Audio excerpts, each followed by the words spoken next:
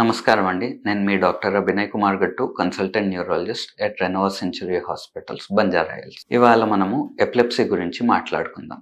Fits అంటే ఏంటి? మెదడులో అబ్నార్మల్ ఎలక్ట్రిక్ యాక్టివిటీ సింక్రనైజ్డ్గా రావడం వల్ల వచ్చేదే ఫిట్స్. అదే సీజర్స్ అంటాం. సో సీజర్స్ రావడానికి చాలా కారణాలు ఉండవచ్చు.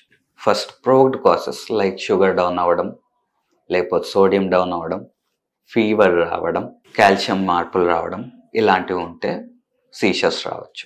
మరి మిగతా కారణాలు ఏముండవచ్చు? యూజువల్లీ ఒకటి, న్యూరో ఇన్ఫెక్షన్స్ అనగా మన ఇండియాలో ట్యూబర్క్లోసిస్, న్యూరోసిస్టిక్ సర్కోసిస్ ఇలాంటి కండిషన్స్, లేదా మెటబాలిక్ కాసెస్. మూడో కారణం structural causes like focal cortical dysplasias ఉన్నా కానీ, పేషెంట్కి ఏమన్నా మెదడుకి దెబ్బ తాకి, అంటే ట్రామా ఇంజరీ అయితే తలకు దెబ్బ తాకి దానివల్ల బ్రెయిన్ ఇంజరీ అయితే దానివల్ల ఫిట్స్ రావడం కానీ, లేదా మెగ్లెన్కెఫలైస్ అని అంటారు, లేకపోతే నాడ్యులర్ హెట్రోట్రోపియాస్ అంటారు.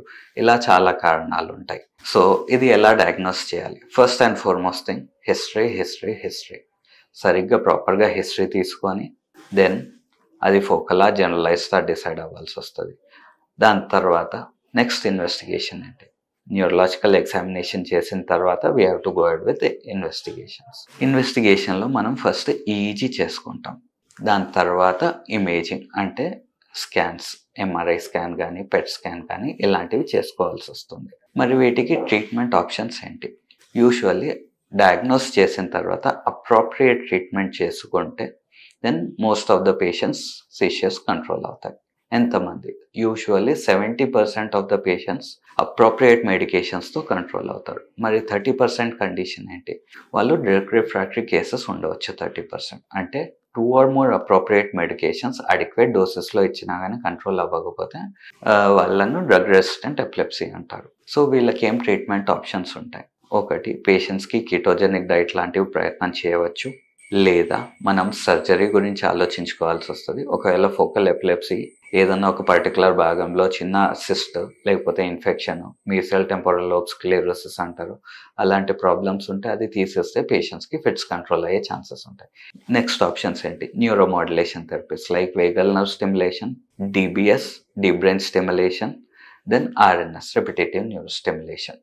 వీటి గురించి కూడా ఆలోచించుకోవచ్చు. దెన్ వీటి తర్వాత వీటి వల్ల ఏమన్నా కాంప్లికేషన్స్ ఉండవచ్చా? ఎపిలెప్సీ సీజర్స్ ఉన్న వాళ్ళలో ఏం కాంప్లికేషన్స్ ఉండవచ్చు? 1, మెమరీ డిస్టర్బెన్సెస్ రావచ్చు, లేకపోతే psychiatric disturbances like anxiety, depression, OCD, కొంతమందికి సూసైడల్ టెండెన్సీస్ ఇవన్నీ ఉండవచ్చు. వీళ్ళల్లో స్లీప్ డిస్టర్బెన్సెస్ ఉండవచ్చు, అంటే నిద్ర సరిగ్గా పట్టకపోవడం కానీ, ఎక్సెసివ్ డే టైమ్ స్లీపీనెస్ కానీ ఇలాంటి సిమ్టమ్స్ ఉండవచ్చు. ఇంకా ఏం రిస్క్ ఉండవచ్చు? వీళ్ళల్లో sudden unexpected death in patients with epilepsy ఉండవచ్చు. అంటే ఈ ఫిట్స్ ఉన్న వాళ్ళల్లో సడన్గా డెత్ అయ్యే ఛాన్సెస్ ఉండవచ్చు.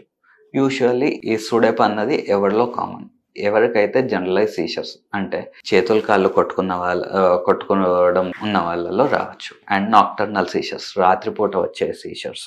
మూడోది, patients who are drug refractory and polypharmacy అంటే చాలా మెడికేషన్స్ వాడుతున్న వాళ్ళల్లో ఈ సుడెప్ రిస్క్ ఉండవచ్చు. సో అందుకే all these patients with epilepsy వాళ్ళు రెగ్యులర్గా డాక్టర్ చెకప్లో ఉండి ప్రాపర్ సీజర్ కంట్రోల్లో ఉంటే సుడెప్ రిస్క్ అన్నది మనం తగ్గించుకోవచ్చు. Thank you.